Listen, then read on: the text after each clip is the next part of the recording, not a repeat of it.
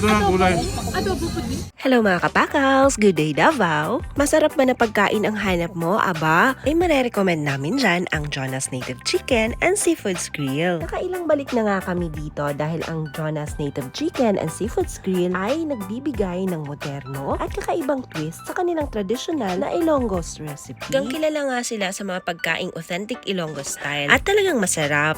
Lalo na ang mga seafoods nila dahil fresh ang mga ito. At marami silang mga must-try na a la carte gaya ng sutanghon gisado na 265 at magdadagdag ka lang ng 15 pesos for pork. At kung seafoods naman ay magdadagdag ka ng 25 pesos. At masarap din pala itong kanilang adobong native chicken na 295. At ang kanilang tinatawag na sepo na 315 ang order ay malasa din.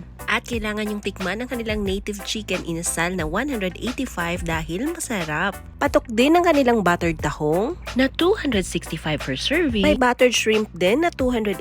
At saka ay magugustuhan ng mga seafoods lover. Must try din ang kanilang kinilaw malasuge na 285. Steamed pompano with garlic sauce na 130 pesos lang ang 100 grams. At itong kanilang beef Maguindanao naman na 345 per servings ay nagustuhan ko talaga dahil napaka-tender ng beef at creamy. Meron din silang adobong native chicken with gata at 305. Yung beef steak Tagalog naman nila ay nanunuot ang lasa. 345 lang ang per serving nito.